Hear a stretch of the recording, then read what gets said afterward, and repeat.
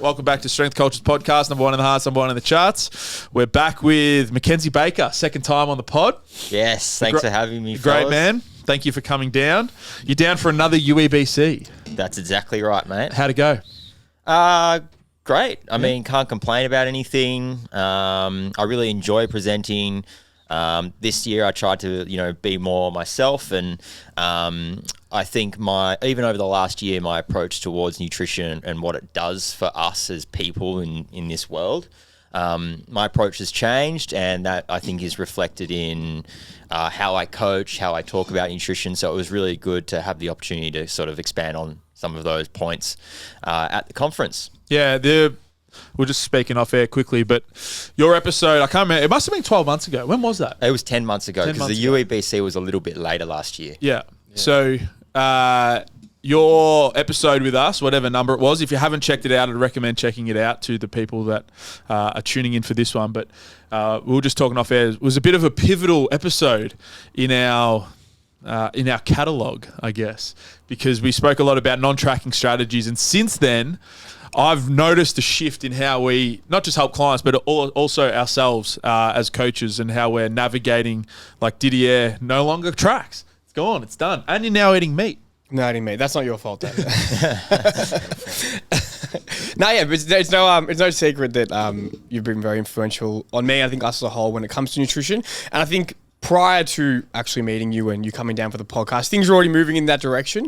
Honestly, for me, it's more of personally, in terms of working with clients, I think I was already sold on it as an approach and its merits. But I think for me personally, that was the merit of maybe let's not go back to tracking calories. And it has been a successful period because I've got some of those tools up my sleeve of how to actually manage things without needing to be relying on MyFitnessPal. And so that's been massive. So thank you. Fuck yeah, thanks, bro. I'm so glad to hear that. Yeah. And I do, and you obviously have helped a lot of people, helped me, helped the masses, but I do hope that I can continue to pass it on and whether it's with my clients or it's with people online, just hopefully show people the light a little bit, because I think there's a lot of, as don't have to tell you, there's a lot of confusion, there's a lot of focusing on things that don't really need to be focused on. So yeah, hopefully we can all just move forward and help everyone just understand things a bit better. Amazing.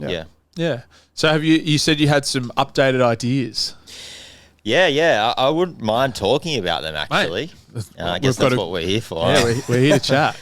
Yeah, so if you want to chat, we're here to chat. So I guess my initial interest in non-tracking strategies, like so many people who are in the fitness industry, you start tracking and then you sort of develop this dependence on it. And don't get me wrong, tracking has a lot of benefits and pros, and it's got its place and purpose, but eventually you develop this dependence on it and it starts to have a negative impact on your life. You find that you're always thinking about food, there's more anxiety around food, it interrupts certain occasions or things that you want to do. You'll mold your life around the ability to track and or track accurately. And you notice that you start to have a negative effect. So moving to a non-tracking strategy with my own personal approach, now several years ago, I think I first let go of tracking in 2018. It was more about not wanting to have to deal with the burden of tracking, because it was holding you back. It was like a handbrake in life. And it was coming to the realization that actually you don't need to track to eat well, to be healthy, even to lose weight. You don't need to track. There are, other tools in the toolkit that can elicit manipulations of your dietary intake, more specifically, primarily calorie intake. You don't need to track it. So it was really about, thinking about effort cost, not making your life more restrictive or more rigid or more complicated or more difficult than it needs to be. And that sort of opening the floodgates to letting other areas of your life flourish. Now, the sort of desire to move away from tracking in my mind has led to other thoughts around nutrition and why we eat and how we should approach food. We really should use food as a tool. At the end of the day, food is a tool that we can use for various different things. And the overall theme of what we use food for should be to make our lives better. It should be to support our physical function, our mental function. It should be there to support various aspects of our health. And remember that health is not just a physical thing. Food should support things like your existential health, so your sense of purpose. It should support things like your social health. That's a part of your total health. Shit, I don't care how fucking shredded you are. I don't care how good your blood work is, whatever. Mate, if you got no mates, you're not a fucking healthy person, all right? Scotty. So it's sort of like that thing, If you are so focused on eating for one part of health or one thing, it can have a downstream, it can backfire on other areas. And, that's not what I think food should be used for. The fitness industry has imposed this idea of food is a vehicle to lose weight, to gain muscle. And I think that's a really narrow way of thinking. I think it forgets all of the other fantastic things that food can do for you. And I think it leaves the door open to being exposed to food actually having a net negative effect, where you've got that anxiety, where it's getting in the way of life, where it's, it's just not doing good things for you. And I think the desire to move away from tracking really stemmed from that deeper, purpose of food. I just at the time didn't really realize it. Yeah, you hadn't grasped that idea yet. Yeah, you haven't come full circle on it. I think it's like a very true sentiment. I remember when I first got exposed to even just calories in general, not so much tracking, but the idea of protein, the keto diet when we were coming off schoolies. We came off schoolies and then Ziz was fucking flying high and dominating the space, and he was talking about the keto diet. So we were eating salmon and fucking... We also came back from schoolies, so we had a week of binge drinking. Just binge drinking. And, hectic. Yeah. You go to the Gold Coast? Byron Bay. Oh, come on. And we went... so we've been binge drinking, and probably before schoolies and after. So it could be 2 weeks of just 18-year-old binge drinking, and we're like, oh, we'll go keto. That'll fix it. We'll go keto because I was just learning about what protein is and we'll go lean, and then fat. You got to dump your fat, dump your carbs, and all this sort of stuff. But ever since then, there's always just been, and especially for me, periods of really aggressive dieting, and then phases of not so much binging, but just phases of just letting go of all of the, and you talk about tools, but I didn't have any tools to fall back on of being well, this is how to prepare a plate or prepare a meal or to structure my training throughout, my eating throughout a week or whatever. It was huge for me. And now coming full circle, obviously it took me a long time, but even with learning so much about nutrition, my tendency was always just to fall back on just track, cover your calories and all of that sort of it's interesting that it's so easy to fall in that trap. Well, it's easy. It's straightforward. It's methodical, and I think the reason why it's another big reason why it's so prevalent, and let's be honest, it is very prevalent. The standard nutrition coaching approach is here's your macros, here's my ebook, How to Flexible Diet. Every fucking PT has an ebook on how to flexible diet, and I think one reason why it's the standard is because it's easy to coach. It's here are your numbers. It's quote unquote personalized. It's easy to manipulate. It's precise.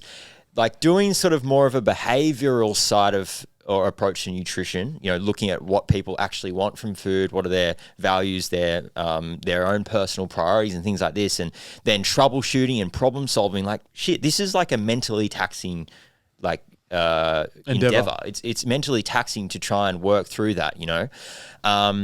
And it takes more time, and it's just harder. So I think that's a big reason why it is something that people always fall back on, because it's simple and easy to use. Yeah, I think that's a big factor, and it meshes well with the way we generally like to think about training being a bit more bottoms up versus top down. The top down approach has its place, but for the most part, we're going to take more of that bottoms up approach. And it's the exact same thing with nutrition. It's very easy to be all right, here's your training program, 3x5, prescribe these loads, go up 5% each week, whatever it is, based off your 1RM. With nutrition, all right, this is how much you weigh. We're going to give you this much carbs, this much protein, this much fat. Set and forget.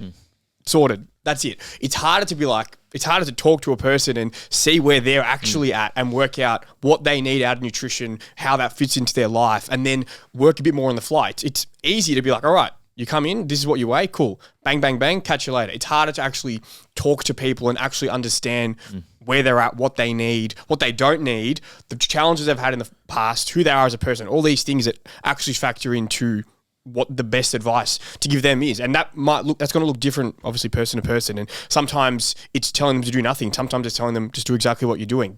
And you can, as a coach, you can maybe feel like, oh, but I'm not doing as much. But if that's what they need, then who cares if you're not taking as much of an active role?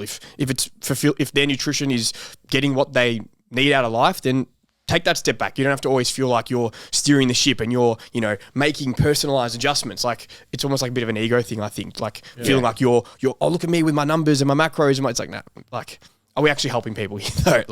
Well, I think a big part of it is also respecting autonomy. And linking back to what we said before, it's like, one of the most time taxing and mentally taxing things about that you can do as a coach is take the time to actually get to know your client. And that requires consults, whether you do it on Zoom or in person. That requires asking really good questions. And it also requires shutting the fuck up and just listening, and really listening to the point where you are reflecting back what they say so they feel like they're heard.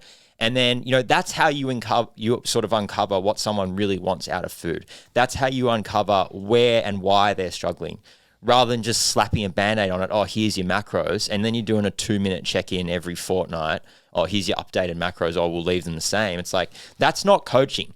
And Josh Smith, I credit to him for this one. There is a difference between coaching and programming. If you are just giving someone macros, you are programming. And in this day and age, we've got freaking ChatGPT to do that shit. We've got the RP app if you want some personalized macros, and it'll do a better job than you. Probably wasn't even ChatGPT. There was probably just PDFs that told people to increase 5%, decrease. Yeah. Unbelievable. Yeah. Who's Josh Smith? Sorry. He's the owner of Fortitude Nutrition, company that I work for. Yeah. Yeah. Nice. Yeah. Awesome. Yeah. Mad. What are some of the key things you've learned over 12 months, Didier? I think I was just about to, because we hit that email yesterday. I think a big part of it is, and this is like continuing from what we've just been talking on then, is that the goal, or the mindset I take with someone now is they probably have a lot of the answers to the challenges that they face, whether that's what they need to adjust, what they could be doing better. So my job is to facilitate them coming to those answers themselves versus giving them the answers. And I almost like catch myself, like, whether it's in conversation or back and forth, like, I know this isn't me. I'm not the one who's kicking the goals here. I'm just allowing them to actually be reflective and consider what they need to hear. Because most people know, what's the biggest thing I'm struggling with my nutrition? What could I do better? Versus you just saying, all right, here's my ebook, follow this, here's the foods you should eat. It's like, no, what are the things that you are actually challenged by? When are the times where you don't eat the way you want? Why do you think you do that? And just actually asking questions and understanding where they're at. And then, generally speaking, people then are able to reach the conclusion themselves, and it's going to be a better conclusion than you'd ever reach for them, because they know themselves better than you will ever know themselves. Yeah, often you can't tell people what to do. You can guide them towards them realizing and sort of deciding on what they want to do. And sometimes I think as a coach, you've got to accept that what someone needs might be different to what they want, and trying to say, you can't do that, that's a shit idea, that's not going to go anywhere, that's just creating resistance. They want to feel heard. So sometimes it's better to just, let them do what they want to do. It could be some fucking stupid nutrition thing like, I want to fast 3 days a week or something. Keto after school. Whatever it is, keto after school is, whatever it is. Let them do what they do. Try and keep them safe. And then, a couple weeks in, maybe even a couple months in, you start to pose the question, hey, how's that going for you? And then that's when you open the floodgates. And because they've actually practiced it and come to their realization themselves, then they're going to be more receptive to what your ideas are. Okay. But of course, there is always a point where, no, I don't feel comfortable and safe guiding you through this. Unfortunately, I can't work with you, or you're going to have to refer out, sort of thing. So it is a bit of a balancing act, but the thing is, if you just say, no, I'm not going to do that, you're only going to work with me if you do this, then that's probably not going to end well. They might even just go to macro coach Steve down the road, who's going to give them exactly what they want anyway. Yeah. I think the something that brings me a lot of fulfillment is there's people who've, and this for me is what it's all about. Like this should be our goal when we're helping people with nutrition. There's people who've since stopped working with me who now have the tools to manage their nutrition as best they need, and they feel like they have control over it. They're not reliant on whether it's MyFitnessPal or having a coach or being super restrictive. They've just developed some tools where they know what they need to do. Whereas I felt for a long time that I was someone who wasn't like that, who felt like similar to you. Like if it wasn't tracking, my eating would just go to shit. I would just have bad nutritional literacy. I would just make poor choices. So I'd constantly feel like the only way I'm going to be healthy, not gain fat, whatever it might be, is come back to tracking. But it took me just saying, no, I'm not going to track. I'm going to go, who knows, forever without, to actually develop the skills and I guess have the self-awareness to reflect on my personal habits, the things that I do poorly, what leads to those, and actually create that behavior change that's lasted. And that's, I think, the kicker there. For anyone, you can help someone for a period of time, but if you want them to get those lasting results, they need to go through the process of coming out the other end. Yeah. It's I think it's an important discussion, because the tendency is just to slip back into that what's easy. And I really want to reiterate that I think that it's easy from a coaching perspective, I think drives a lot of it as well. Yeah. Yeah. The framework actually of eating competence is something that I've been really interested in lately. So eating competence is similar to intuitive eating in that it's an internally regulated eating style. So eating based on hunger and fullness sensations. That's like the crux of it. But there are some things, some parts of intuitive eating which I feel might not, do so well in the modern food world. And I'm not saying everyone needs to go for, say, intuitive eating or eating competence or an internally regulated eating style all the time.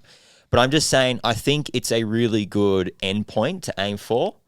And, getting a client or supporting or guiding a client towards eating competence, which again is a different sort of style of intuitive eating, if you will. This is a lot of different things, but what it does is it involves a lot of strategies, ways of thinking that are lifelong. Tracking is something, it's a short-term tool in the toolkit. It's not a forever thing. And some people say shit like, I just find tracking so easy. It's just 2 minutes of my day. And really in my view now, because I used to fucking say that shit, but really in my view now, that is just brushing, a not very good relationship with food under the rug. And deep down, most of those people probably think, shit, it's kind of a bit fucked up that I can't eat food unless I, put the numbers into my little app. Or if I don't do that, I feel like I've completely lost the plot. I don't know what to do. I'm just an unhealthy person. That's definitely, I think, where it is. It's not that, because some people literally have to measure anything. But I think the other part of that is when you stray from that narrow approach, you just don't know what to do. And you're like, what's happening to me? Why can't I just make a smart, logical, reasonable food decision when I don't have access to my food scale? I think that's a big thing for a lot of people. And it definitely was for me. Yeah, and a lot of it is grounded in all or nothing thinking. This idea of if I'm not perfect, then there's no point in trying at all. And the thing is, it's called flexible dieting, but it can be anything but flexible. Like anything, if it becomes a rigid food rule, here's your 3 numbers.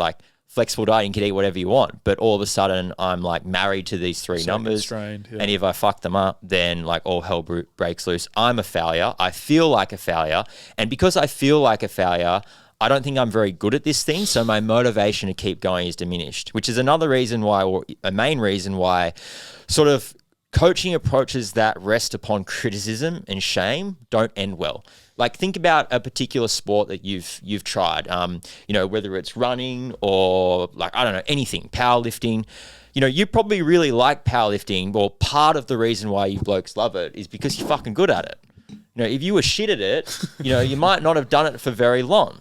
And it's the same thing with an eating goal. If someone makes you feel like you're shit at something, you're not going to be motivated to keep going. We gravitate towards things that we feel we are good at. Absolutely. And that's the key thing. It's not even about being good at it. It's feeling good, you are good at it, or you have the ability to continue improving. If you think something's impossible, if I'm just never going to be good at X, Y, Z, that's your world belief, and fucking everything flows on the from old subjective experience.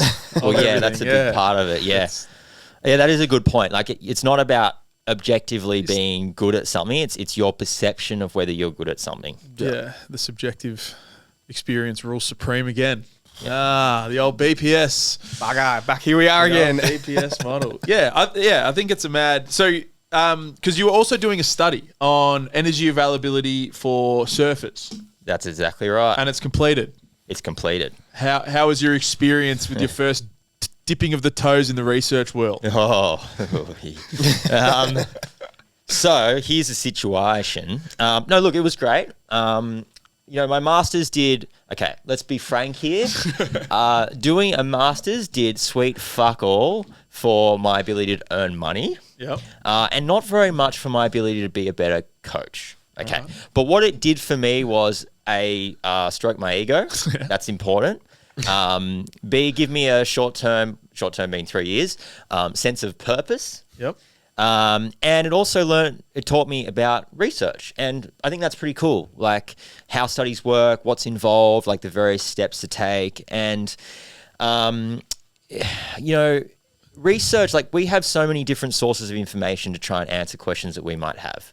And, research is not everything. I think everyone here knows that.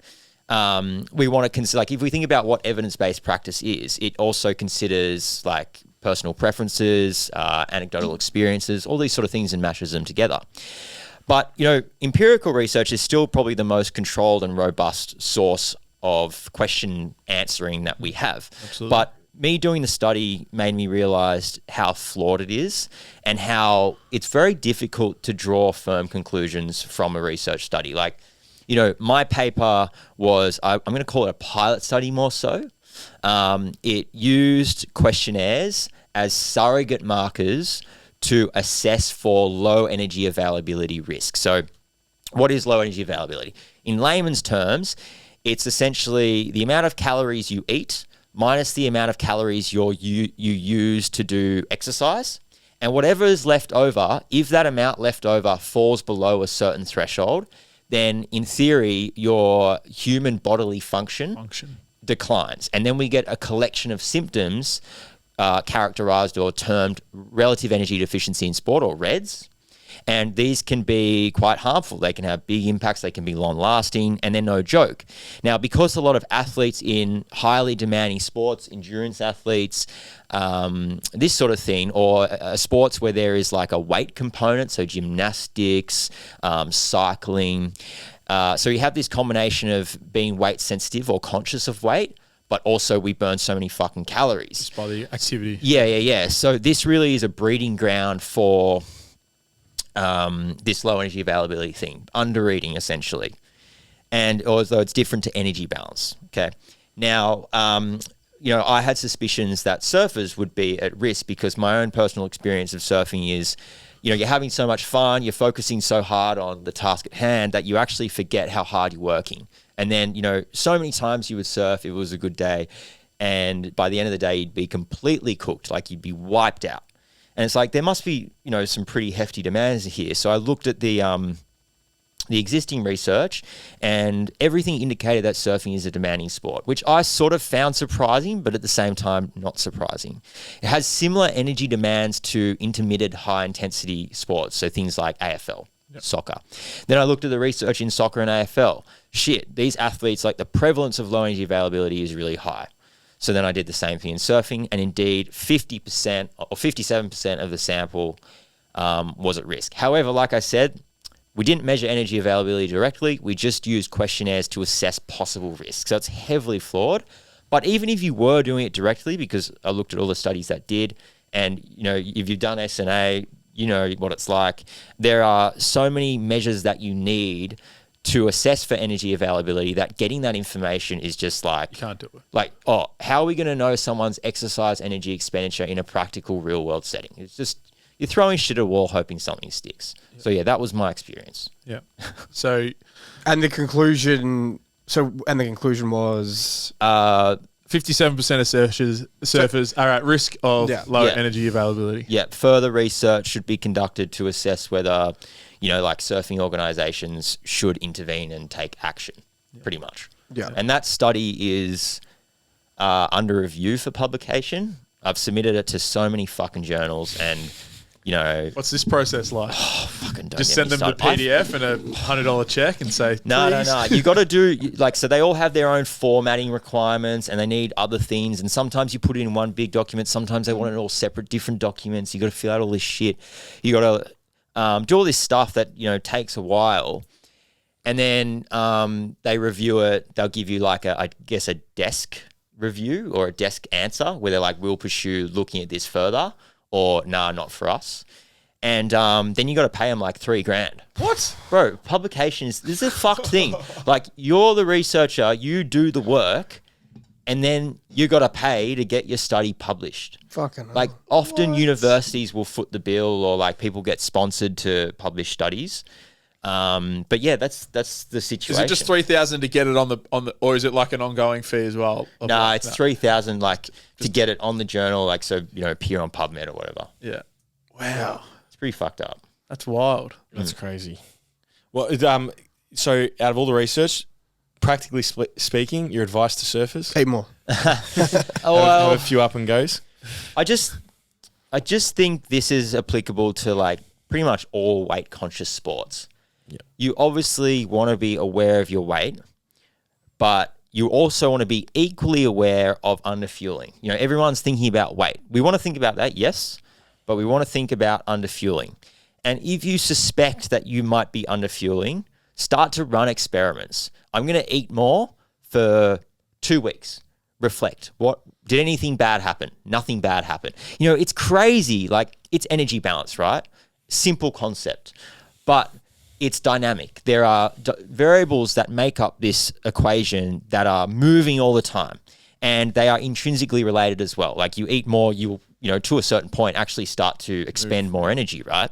Now, so many times in practice as a sports nutritionist, have I worked with, you know, a cyclist or a weightlifter or an AFL player or a, you know, even a surfer, and okay, we're going to like, let's run an experiment to eat more, because people are hesitant to just eat more. They're like, oh, I'm going to gain fat, which is completely understandable, right? So if you approach it as an experiment, it makes it a little bit more like, okay, you know, it's only for 2 weeks. Realistically, what's the worst thing that can happen in 2 weeks? They're more comfortable in trying it. Almost every single time we've ran this experiment with my clients, nothing bad has happened. They haven't gained weight. Oh, I've got so much more energy. I'm eating so much more food. I'm thinking about food less. I'm not binging. The fucked up thing is, often when people like binge eating or excessive eating, it's lots of different things. I'm not going to like simplify it, but a big part of it is excessive prior restriction or restraint. Yeah. You know, they're restraining, then they binge. And the thing is, their calorie intake before, like, pre-experiment versus during the experiment probably isn't that much different. But because they're eating more habitually and giving themselves permission to do that, they're thinking about food more, hunger, appetite. These sort of things are more in control. So when it comes Friday night, you know, you can indulge, enjoy it, enjoy the experience, and not just keep going because you don't feel like you failed because you haven't broken the rules. Because there was no rule. Well, that's the thing. And then it's just like this vicious cycle that you've prevented. I'm no athlete, but for years. You are an athlete. Monday to Friday, go hard. Like in periods when I was trying to lose weight, Monday to Friday, go hard, really low calories, super strict. Friday night to Sunday, eat way too much. Cycle again. Circle. So common, Just bro. track hard Monday to Friday, Saturday, Sunday. Don't track at all because your calories are so low from Monday to Friday. The second you get a sniff of food, you want to eat everything in sight. But like, obviously, if you just probably didn't undereat all the time, there wouldn't be the inclination to do that. And I'm definitely feel like I'm in a space where that's where I'm at now. Like, yeah, I might eat a bit more on the weekends, but I'm not like, fuck, give me some food. Where is it? Because I eat pretty well most of the time. So it's easy just to manage things that way. If you enjoy the way in which we talk about training outcomes with our clients or our programming strategies or nutrition interventions, there's a fantastic chance that we would be a great fit for you if you're looking to take your training further. If you'd like to learn more about our gym and coaching services, both in person and online, there's a link down below where you could learn more. Or alternatively, you can reach out to me via Instagram or through the links in the website, and I'd be happy to chat about linking you up with the best suited coach so you can accelerate your training goals with us at Strength Culture. Now back to the show. This is a really good segue into regular eating. So the concept of regular eating, like meal timing. You know, you've probably heard it a billion times. Like, it doesn't matter, you know, when you eat meals, if you have just 2 meals a day or whether you have 10 meals a day. It doesn't matter as long as your calories and macros are where they need to be. Now, for athletes and people seeking muscle growth and or to retain muscle as muscular, jacked people or whatever in a fat loss phase, we know that timing matters because we've got things like protein nutrition best practice, like where we want to spike muscle protein synthesis and then let it drop down and spike that every 3 to 5 hours. We know those things. But for a general health and weight loss sort of perspective or setting, you'll often hear like, meal timing doesn't matter, bro. Don't even worry about it. That's just sort of something that athletes need to worry about.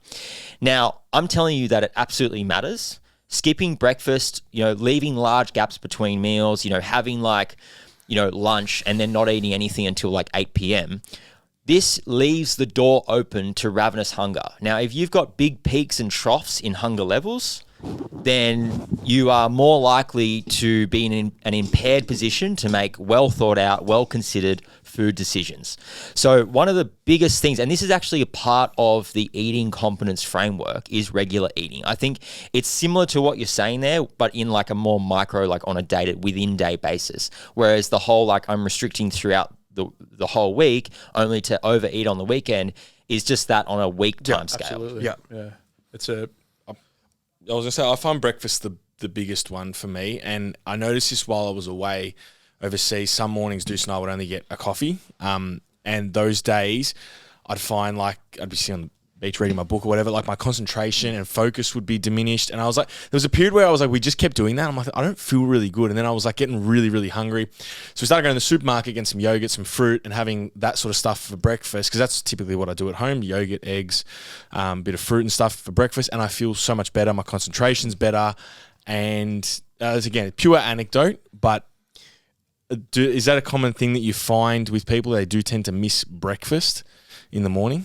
I wouldn't say it's super common, but yeah, it's not an uncommon thing for people to be like, I just don't feel like breakfast. I'm not hungry right now. And that's actually another good topic. Like, should you eat when you're not hungry? I wake up in the morning, I'm not hungry. It can go both ways. Yeah. I think sometimes it's good to eat because you preempt hunger, and that hunger could ramp up fast and hit hard. Yeah. So I personally cannot think of food until about 8 a.m. You know, I wake up at 5:30, 6 a.m., something like that. And then early riser. Rise and grind. Let's go. Rise and grind. Really, it's in the contract, bro, you know. But it's just like, I know that if I don't eat at 8 a.m., by the time, say, 10 a.m. hits, I'm not going to be able to think straight around food. And as soon as I see and are exposed to some kind of food stimulus, whether it be, you know, a social or someone around me offers me something, or I see something available, or even just like snacks in the pantry, like your ability to say, you know, is this the best decision? Is this going to help me enjoy my day and do the things I want to do today? Is it going to, you know, be a good thing for my health? Like, bro, that just goes straight out the window. You're just it's straight in the gob, you know? Yeah. So having that breakfast, sticking to that routine, I think can be a really important thing. Now, if you're really not hungry, I think personally, I would say still eat something, but just adjust the what and the how much. You know, you're not going to have a big breakfast with, you know, the hash browns, bacon and eggs, all this sort of stuff. You might just have a bit of yogurt and fruit. You might not even have any grains with it. You're adjusting adjusting the what and the how much, but not the if. Yeah. I think a big thing there that gets overlooked with restricting your eating to a smaller part of the day is that every meal is a chance to get quality food in. And if you're eating twice a day and overall you don't eat the best food, you're just giving yourself less chances to get quality food in, whatever quality food means, whether it's more vegetable intake, whether it's more foods that are dense in nutrients. So if suddenly all the foods that you may have had at breakfast are gone, and especially given that a lot of people tend to eat certain types of food at certain parts of the day, if it's just those 2 meals, you better hope that those 2 meals are loaded with nutrients. Otherwise, you're probably missing out on some things. Not just from a calorie standpoint, but just from a nutrient variety standpoint. Yeah, variety is really important there. If you're having 2 meals a day, you know, how much variety are you realistically getting in your day? Whereas if you're having 3 meals and a snack, there's 4 opportunities for you to get different foods in. You know, think about the recommendations of the dietary guidelines: 300 grams of fruit a day, 450 grams of vegetables a day, give or take, right? Depending on, you know, your personal demographics. But look, beside the point, if you are only eating fruit once a day, are you having 300 grams of fruit in that Probably one not. meal? Yeah. And I mean, it's not impossible or anything, but it's a lot of fruit to have in one sitting. So, that kind of creates the benefit of having a snack that contains fruit, so you can space that out over those 2 feedings. Yeah. I want to loop back to a question where you said energy availability is different to energy balance. Mm-hmm. Is that because if energy balance is low, energy availability, internal functions begin to decrease to make up that balance? So like for all these weight sensitive sports, how come everyone's not just like really skinny, like super skinny? Is that because they've eaten a reduced amount of calories, so internal function has dropped down, like their metabolism has decreased to a small amount? Is that correct? Yeah, so this is a bit of a can of worms. So what you're sort of alluding to is, I guess, like metabolic adaptation. Yeah. Or if you want to try and sound really smart and impress people, adaptive thermogenesis. Yeah, that would be the Is yeah. that the correct? Is that the? Am I crossing This the is a correct? fucking can of You worms. also said that before, when you said you do that experiment with some people, you get them to eat more, that then they are burning more energy because they have more energy. See, look, pinch of truth. Like, so, okay, so energy balance is just calories in, calories Yeah. out, period. Yeah. Energy availability is how many calories you eat minus just the calories you burnt in exercise. Yeah. And then whatever is left over, but For human function. you do it based on your lean body mass. But basically, that's what we need to know.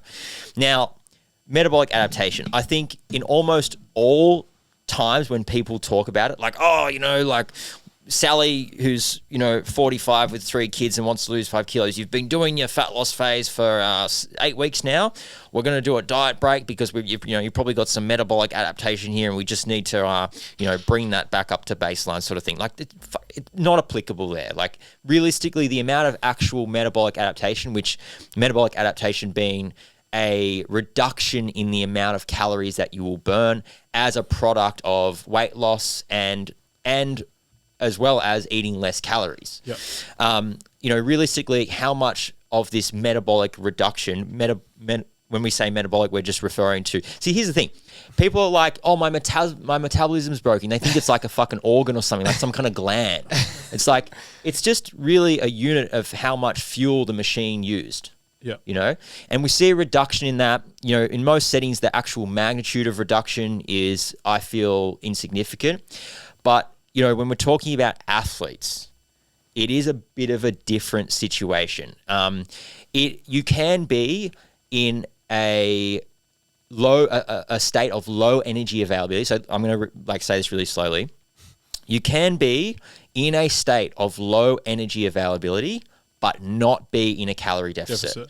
Because especially if you are an athlete with high energy demands, the amount of caloric reduction can be, in my observations as well, meaningful to a meaningful degree. But in most sort of Gen Pop weight loss settings, no, I don't believe. Yeah, so unless you're doing 20 hours of exercise of energy, Actual exercise, Yeah, but the thing is, it's not just internal bodily function that is the sole cause of this reduction. In fact, I think it's mostly reductions in movement, spontaneous movement we have no control. People like to use steps as an assessment. They're like, during your fat loss phase, it looks like your steps have reduced by 20%. It's not really just like steps. It's just, how am I sitting here? Twitching, How much moving, effort am I sitting putting into my upright? posture? All these sort of things add up, and that's one side of it. The double whammy is that when you restrict food, you think about food more, appetite increases, so you have this likelihood of eating more calories. And then, throughout a dieting phase, people start to become a little bit more lax about it. And that's when the sneaky things add in. They come in a little bit more lax with the social occasions. And it's sort of this double whammy. You've got a reduction in calorie expenditure. You've got this increase in calorie intake. And then all of a sudden you're sort of at maintenance. But I think I got off track there. With the athlete situation, there would be some kind of a degree of metabolic reduction that I feel is meaningful, but it's not just that. There is also an appetite. And I think when people are fixated with food and do snack and overindulge, they might not be as privy as to how much that actually is. Yeah. But if you eat a little bit more, you put a lid on that appetite, you eat regularly, those things sort of aren't going to happen as much naturally. Yeah. That makes that sense. makes sense. No, that makes sense. It's a lot. Yeah, I remember the first time I was.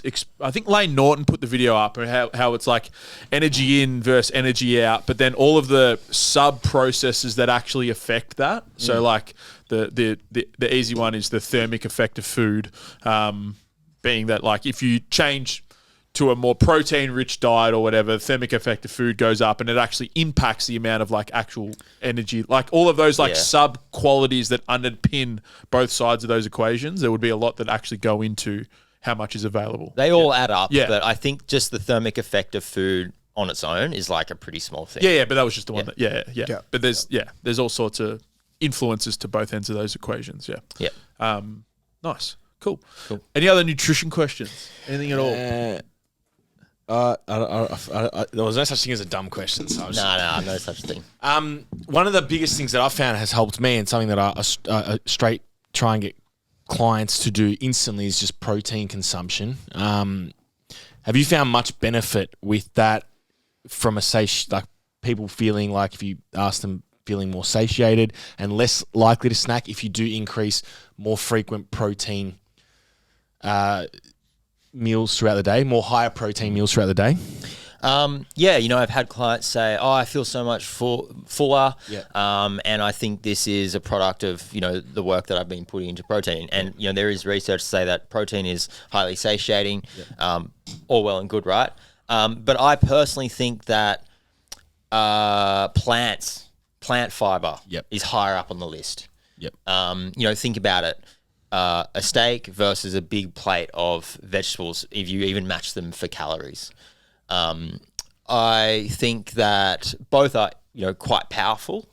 But I think it's always about protein, because protein is the thing that is satiating. Protein is satiating. You hear that, but it's like, what about the plants? Now, I think in a lot of cases, people who are athletically minded or into training probably already eating enough protein. Like, when we think about protein targets, people like to get a woody over freaking 1.8 grams per kilo. Oh no, it's 2.2. It's like, fuck, who cares? It's literally like not going to make a difference for 95% of people. Like, how many athletes out there who are pretty muscular, they might talk about their diet and they don't eat very much protein at all, and you're like, fuck, this guy'd be eating like 1 gram per kilo, and he's like, he looks amazing and he's really strong. He or she is really strong. It's like, shit. I just think like, it's sort of missing the forest for the trees in a lot of cases. If we actually think about, say, realistically for most people, is 1.6 grams per kilo of protein going to be any different to 2 grams per kilo of protein? Like, probably not. How much, like, what does 1.6 grams per kilo of protein look like in a day of eating for, say, a 75 kilo person? It's like fucking portions of meat that are like 100 grams. It's not much. And I think when you have people who come to a gym or seek out a nutritionist, they're already aware of protein in a lot of cases. Sometimes I've actually found that I have to get people to eat less protein. Like, they're eating so much fucking protein that they're taking calories away from carbs. And even if you want to gain muscle, or if it's a performance endeavor, think about the training adaptation that you're trying to get from training. Like, if you want to gain strength, muscle size, a big part of that is on how good the training stimulus is. Now, part of the training stimulus is how well fueled you are. If you are well fueled because you've got a ton of carbs around, that stimulus is going to be more effective. And then guess what? The adaptation as well. So what you're saying there is correct, in my opinion as well. Protein is really important. I just think it's something that can quite easily be overdone. And I think that sometimes people worried about that, but forget about plants. So it's protein plants. Protein plants, baby. It always comes back down to protein. I'd say For some reason, I thought it was a dumb question. And I was it sparked a great conversation. It actually came out all right. I think It's a good question. for gym goers, I'd say, just in line with what you said, it's far more common for plants to be under-eaten versus protein. Like, if you go to the gym, you probably have your shake, you eat your meat. Like, whereas plants are just like forgotten about, and it's such a big piece of that satiety piece, which is how we achieve long-term health and body composition. I like being full. I got a couple ideas. I laughed at your meme the other day. It wasn't so much a meme, but the video, and you're like, it's like a day of eating. For fuck's sake. And it's you in the kitchen, and you're like, what do you have for breakfast? I'm having protein. Oh, yeah, protein. So I'm having yogurt, but I'm adding protein. It's like, what are you having for snack? I'm having my second protein bar for the day. What did you have for lunch? 6 egg whites and 2 whole eggs. It's just like, and I'm like, this is so many people. The fitness do industry. this. Yeah, it's like, oh, I'm not going to have a cookie. I'm going to have a protein cookie. Yeah, every Man, Sunday. we had some here. Someone brought them in. He's like 1,000 calorie thing 1,000 calorie with like cookie. 50 grams of. That'll fucking- sting your ring. They were literally just like 2 protein Bricks. cookies like melted together. It was like a mound of were protein. huge. We would share the big one, the 1,000-calorie one. We would share between like 3 of us. You know what? Like, who's eating this? And Just it have a, tasted like have a shit cookie as and a well. protein shake, man. Like fucking hell. Like, It tasted like shit. You know what gets me back to the protein and plants thing, and like how people overemphasize protein, forget about plants. How many times are you fucking procrastinating on Insta, or there's some like Insta Fitspo post, or what I eat in a day video, and the amount of fruit in that shit is like 1 strawberry. Yeah, they just like slice it up and It's like, just like you flay it aware? around the. It's like even, and a lot of them are even like coaches who talk about nutrition and are even qualified to talk about nutrition. It's like, okay, you're a nutrition professional even, and you are not even aware of the Australian dietary guidelines. But of course, you know about, like, you've read everything about, 1.8 grams per kilo, 2 grams per kilo. It's just like, fuck, come on. Like, your clients probably would want to worry about plants more. yeah, A few for more sure. plants. For sure. The thing with protein, and what helped me understand for people that are listening with the tracking thing and whether 1.6 matters or 2.2, is that even the quality of the protein, like, it's all variable, isn't it? Like the quality of the protein source. So like you might track your food and you've had some whole grain bread, which obviously has protein in it, but the source is pretty shit from an amino acid composition, standpoint. yeah. So yeah, might say 200 grams of protein, but 50 grams of that protein wasn't good quality. A good protein, yeah. So and when I started sort of learning that and understanding that a bit better, I'm like, it actually doesn't fucking matter that much. Like whether it's probably eating 120 grams to 200 grams, there's only so much protein and amino acids your body can use to stimulate recovery and muscle protein synthesis anyway. Yeah. There'd have to be an upper end where like You're not getting any further just, benefit. You're not getting Yeah. any more benefit. And that was what sort of helped me wrap my head around that, where it doesn't really fucking matter. Well, there are proposed like leucine thresholds. So leucine is an amino acid. There is proposed thresholds in a single meal where, you're maximizing muscle protein synthesis. It's not that you're not going to like A bolus. It's not like you're not using word. the extra protein. Like your body's going to use it. Yeah. But like for a muscle building perspective, it's like, you're maximizing muscle protein synthesis, and then beyond that, like it's not helping. Like there are thresholds, but the thing is like protein quality.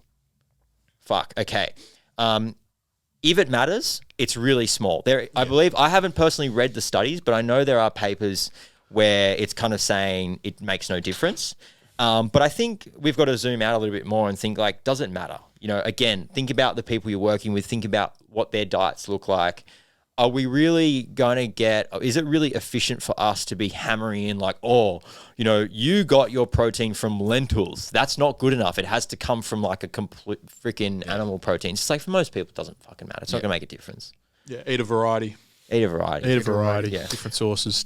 Have we? Because we chatted a bit off air. Have we talked injuries rehab yet, or was that all? No, that was Because one thing I was interested in is things you've done post ACL in the recovery process from a nutrition standpoint. Anything major that you've adjusted there? Because I know you mentioned bits and pieces. Yeah. Online. So yeah. Yeah. So I collagen. We'll give context. So 3 months ago, I was surfing in Indonesia, tore my ACL. Come back, and I've been doing the non-surgical rehab to see if it was good enough. A couple of weeks ago, it was sort of decided that, no, I'm going to get the reconstructive surgery. That's happening in a week. So, but, pretty much from when I arrived back in Australia because of the injury and have been sort of doing this non-surgical rehab, I was sort of taking the approach of, I'm going to be one of those people who dots the I's and crosses the T's. I'm going to do pretty much everything I can to get the most out of this rehab. I'm going to do it to the letter. And even things that I thought might help, I was like, I'm going to do that. So there are probably 3 things that I changed about my nutrition to support the recovery. The first thing is that I started eating more. So when I got back from Australia, I had weighed myself for, 2 years. I weighed myself, I was like 69 kilos. Which for me, I was like, Right on. wow, you really have lost so much muscle and just weight in general. So, not only for that reason did I realize I need to eat more, but also low energy availability diminishes recovery and repair. Absolutely. And this is especially important when you are trying to recover from an injury. So that's the first thing I did, and I think I'm probably like 74 kilos now, right? The second thing was, just do better with protein. And that's both the amount of protein that I eat as well as how I distribute it. When you're traveling around, especially in Indonesia, you're eating a nasi goreng for lunch, it's got 1 egg on it. You're getting like fucking 9 grams of protein in that meal. And for breakfast, you had like mee goreng. And then for dinner, you might have mee goreng, nasi campur or something. It's just not much protein. It doesn't really satisfy to any real meaningful degree protein nutrition best practice. There wasn't a lot of seafood in Indonesia? I mean, there is, but the portions are fucking, I don't know. For breakfast, you're not getting protein. There's not much protein around, Yeah. So I did that as well. And then here's the one that, is going to get the Insta likes. Collagen. I started using collagen. I actually didn't know. Yeah. Now, it's the research on collagen for injuries. Like, there is some. Yeah. It's pretty shit. And I especially think it's pretty shit after actually doing research myself and realizing, how shit is. But again, it's this thing of like, can I afford it? Is it going to cause me harm? And I think that's actually a good point. Like, a lot of people will take a supplement because, it's just, it might help. It's just a bit of money if I lose. If there are other drawbacks of taking supplements that people don't talk about, especially if you're an athlete in a drug-tested sport, there is a small but real likelihood that there might be something in a supplement that you take that is banned. That's a risk you got to consider. There are certain nutrient interactions. So if you megadose, say, what are the combinations? I'm having a mental blank. I think it's like iron and I'm having a mental blank. But there are nutrients that compete for absorption. And if you megadose one thing, you might actually become deficient in something. Yeah. Things like this. Another one would be like vitamin C. If you megadose vitamin C, you might be blunting training adaptations. So the initial response after training, that inflammation is not necessarily a bad thing. And if you take all these antioxidants, like really high dose antioxidants, you're potentially blunting that training gain that you're getting from that. So like taking supplements for those reasons and more is not just like this risk-free thing. So it's sort of like a decisional balance. It's like, okay, what is the risk? What are the pros? Like, how likely is this to help? What is it actually going to do for me? What am I going to get from it? So pretty much the deal with collagen is like, I'll just give it a whirl, pretty much. And I gave it a whirl, and I'm having surgery. I don't know if it fucking did anything, but sweet fuck all. Yeah, probably fuck all. But are there different types of collagen? Like, I don't even know what the collagen. I just know that it's like gaining momentum out there in the supplement world. Well, there's a bit of research for like skin and nails, like the sort of beauty stuff. So the chicks are getting into it, and the research, it's there. I haven't like looked at it in depth, but I don't think it's super high quality. I think it's funny because now you've earned the right to shit on science, or in specific contents. Like, you can be like, yeah, man, that study's pretty shit. I know, I've done studies. Whereas like, we're here, masters, it's not a PhD, but we'll give you a pass. That's what That's from a nutritional standpoint. Yeah. So when you say the decision was now to go to surgery, is that because you can't do the thing? I'm assuming surfing at the level that you want to be able to do it and reliably without having the surgery? Yeah, pretty much. So I'm actually really impressed with how well the non-surgical rehab has gone. I can jump, I can run, I can jump sideways, I can do anything I wanted to do in a gym. And I think about a lot of different sports out there, and I ask myself, would I be able to do that to my full potential? Yeah, like, no worries. But can I surf? Yeah. And don't tell my physio, but I've been surfing the last couple of weeks with like a knee brace on, like a motocross knee brace on. Yeah. But I nursed a little bit, and the reason why I surfed actually was to see if I need to get, like, if it's going to be good enough, because I was at the point where I was like, I'm strong enough that, I need to test it out. So I started surfing. I was nursing it, just enjoying it and whatnot. But that's not good enough for me. So you want to rip. I'm like, I want to test it out. So, I gave it a bit of a go. One particular occasion, put a bit of force into it, and the knee buckled. I had a giving way episode. And, in the moment, I was just like, that was the defining moment where I was like, I need to get the surgery. Yeah. But it's interesting because like in so many settings, it's like you rupture your ACL surgery. And there's now all this emerging research. Like this is not my field. Everyone knows that. Like I'm not a physio. I'm not a training guy. But when it happens to you, you know, you research stuff, you ask people. I even read a few papers. There's a lot of new emerging stuff that you don't need to get the surgery for two reasons. Number one, there is a possibility that the ACL can actually heal.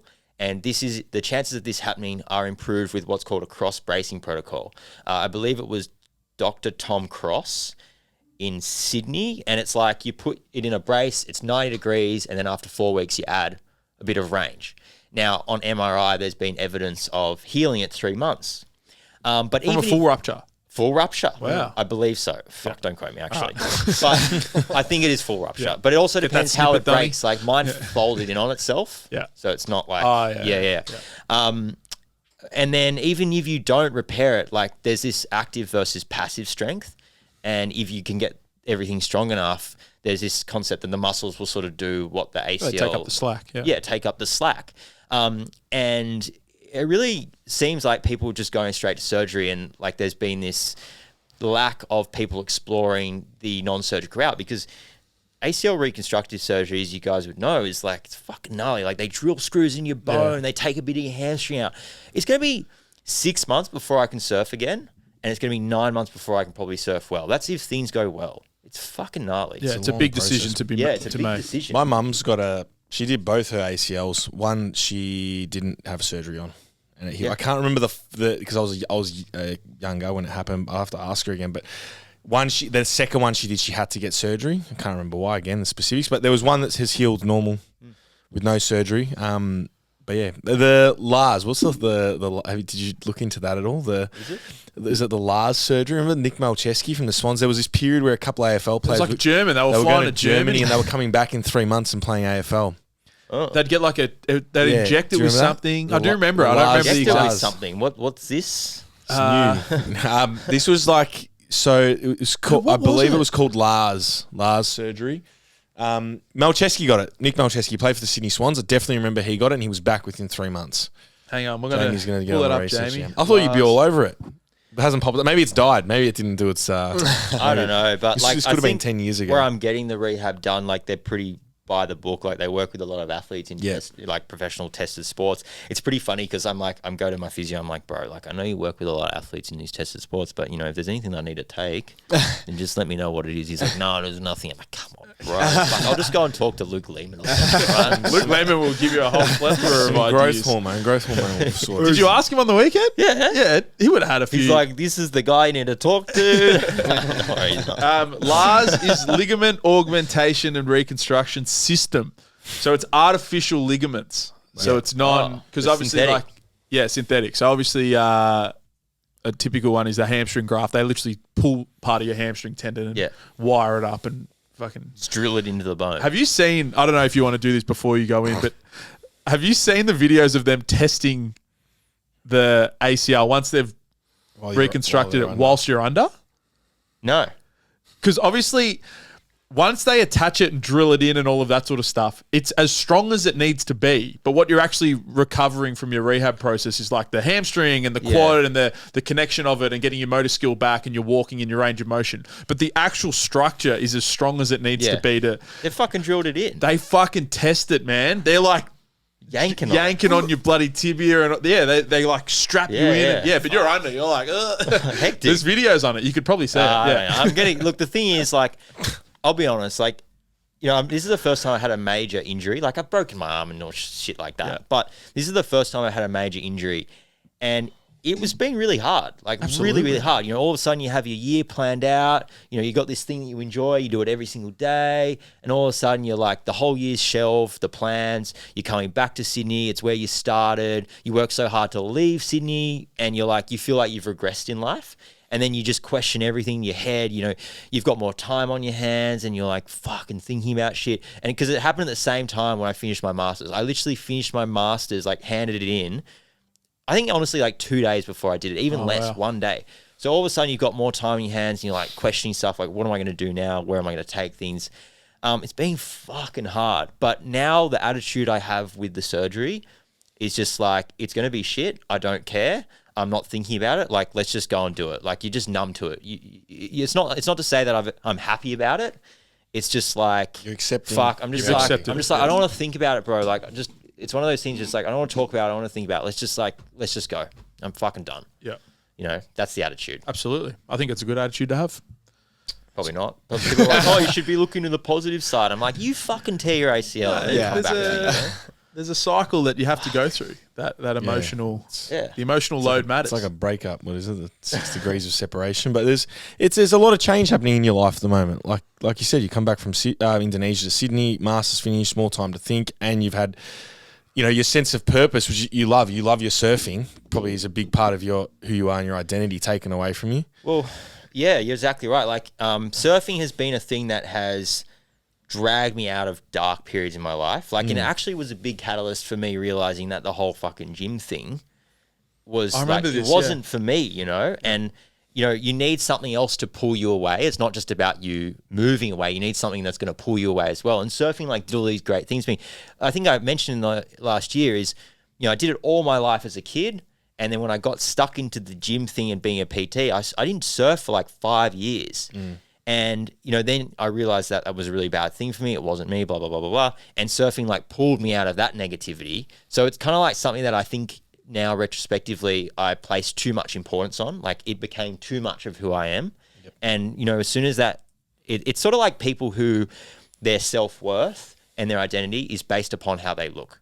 You know, as soon as they do that physique comp, and they gain a little bit of body fat, all of a sudden they're an inferior version of who they once were, and their self-worth is, because it's contingent on that, all of a sudden they're a lesser person. And I think, you know, that can happen with a lot of things, and I think this injury has made me realize maybe I did place too much emphasis on this thing, which isn't my job. It's, you know, just something I'm meant to do for fun. Yeah. I think it's a very easy trap to fall into. Absolutely. Yeah. I fell into it with the...